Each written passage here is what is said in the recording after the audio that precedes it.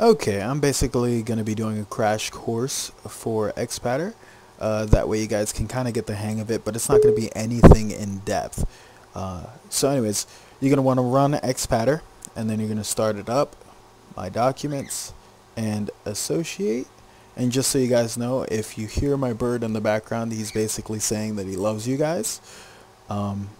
He really does. He really, really does. He's just looking at me weird, like I'm losing my mind. Anyways, click the controller up here, and you can start a new one. It's going to bring up this window. So you can go down to Image, and this is completely optional, and the image is just so you have a template to work off of. Also, it has to be a BMP file, as it says right here, .bmp. If not, you can go to Paint, open up whatever picture, open it up in Paint, then do Save As, and then just save it as a BMP file. Now we're going to click Stick and go Enable Stick 1, and this will be your left stick. So you're going to move it to the left and then move it up, and now it has it configured. So we're going to drag this and put this here, and then we're going to do the same for Stick 2. Okay, drag this, put this here. And the same thing for the D-pad. Up, down, left, right. Drag this over here. And then the buttons are a little bit different. If you hit A, it pops up a button. So you're just going to want to bring that over to A. And then if you hit multiple ones, they all kind of cluster together. It's not like it's going to know where they go or what order. So if you forget, just keep on hitting the button. And the one that's highlighting is obviously the button you're hitting. So that would be X. That would be Y. And then this is B. And I will do the rest. Make sure you hit every single button. Don't forget about the bumpers or the start button, the back button, or even the thumbstick buttons. Those are always important.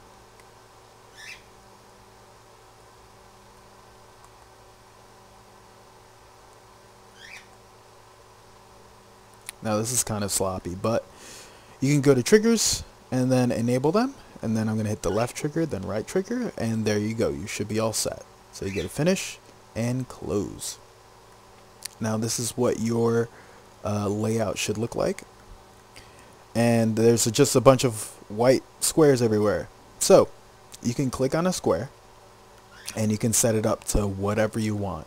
To show you an example, I'm going to set that, or I'm going to set up the A button to be the Windows button. All right. So whenever I hit A now, you see it hitting green, and I let go, it brings up my Windows. And then I hit it again, it closes it. Again, on, off, on, off. So that's just one example. And then the way I have it set up so it goes between different sets, because some games use more key bindings than what a controller can offer. So you can right click one of these and then go to Set Selector, and then choose whatever set number you want it to go to, and then while held. That's what I choose. So that means, let's say the back button is 5 and the start button is 6. If I hold down the left trigger, it will change the set like it does down here. So those are no longer the keybinds right now. So I can change it to 7 and then 8.